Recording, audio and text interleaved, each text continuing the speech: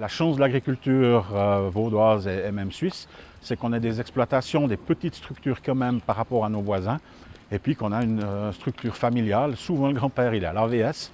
Dans bien des exploitations, c'est encore le grand-père qui traite, et souvent ça a été ça le déclic pour arrêter la production laitière.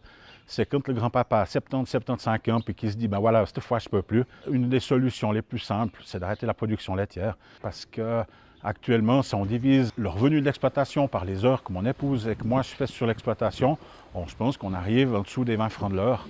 Alors, allez motiver quelqu'un à moins de 20 francs. Voilà. Actuellement, j'ai 35 vaches laitières avec une production de 7500 kg de lait sur une lactation standard de 305 jours, ce qui représente à peu près 24 à 25 kg de lait par vache et par jour qu'on traite.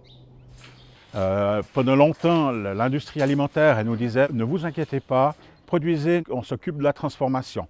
Et quand, à un moment donné, il y a eu trop de production, ils ont dit « Ben voilà, nous, on n'arrive pas à mettre tout en valeur votre production, on va baisser les prix ». Pour le paysan, c'est quelque chose de pas valorisant de produire un produit de qualité puis on a le sentiment qu'il ne vaut rien. En tout cas, on nous le fait comprendre. Moi, quand j'ai construit en 95, on se souciait déjà du confort et du bien-être des animaux. C'est vrai que j'ai passé d'une ferme où les vaches étaient attachées à une stabulation libre. On a rapidement fait un parcours extérieur l'hiver. On a également goudronné avec un mélange spécial les allées qui étaient bétonnées pour qu'il y ait une certaine souplesse pour le confort des animaux. On a posé un ventilateur à la salle de traite pour que quand on traite, les mouches partent et puis que les vaches puissent donner leur lait plus tranquillement. On est en permanence à se soucier du confort. On m'a eu abordé, on m'a dit « mais tu produis de manière industrielle ».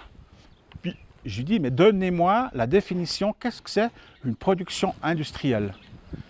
Alors la réponse que j'ai eue, sitôt que vous avez des animaux puis que vous en tirez un certain revenu, c'est de l'exploitation industrielle. Alors autant dire, on supprime le métier.